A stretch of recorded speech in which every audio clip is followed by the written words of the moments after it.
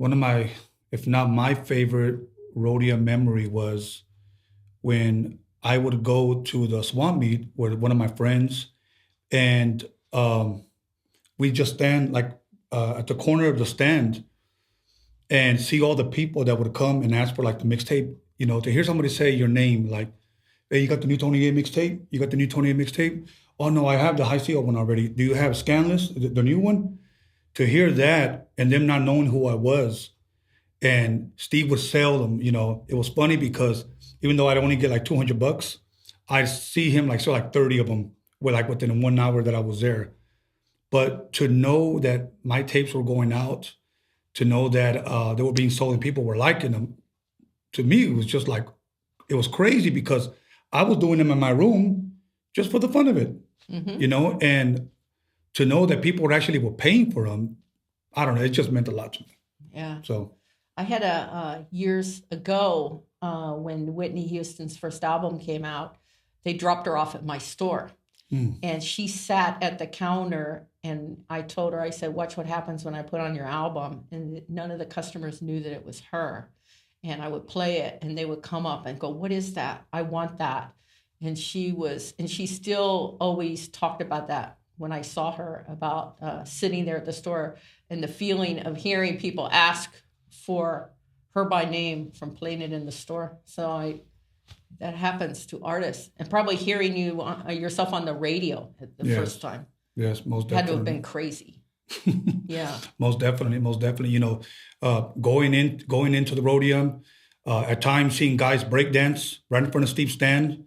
On your beats. Yeah. It was just crazy. I still remember the time that I'm standing at the stand, and some guy comes up and says, "Yo, Steve, is Tony here yet?" And Steve goes, "Nah, he's not here yet."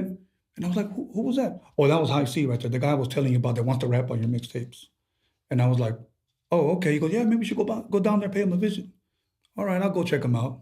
Wow. So that's pretty much how I first saw High C. So that's some of my Roadium memories. Wow. Well, one of my memories of the Roadium that was really important to me is the first time I heard the record Planet Rock, I went absolutely crazy.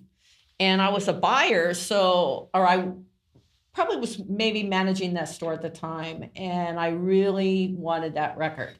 You know how when you first hear a record that drives you, that you just grabs you and you got to have it right there that minute? So I was like, no, I got to have this record today, So I started calling around, and I thought for sure that probably VIP Records would have it. And I called them up, and they didn't have it. So I go, well, I think maybe SteveYano might have it on Saturday. And then I think it was Friday or something like that.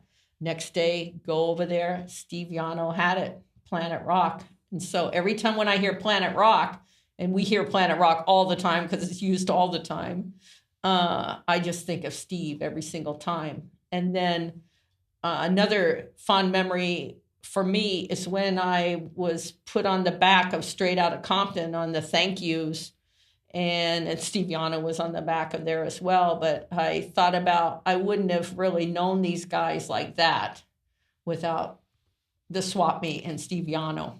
So. Wow, that was dope. Yeah. Dope. Yeah.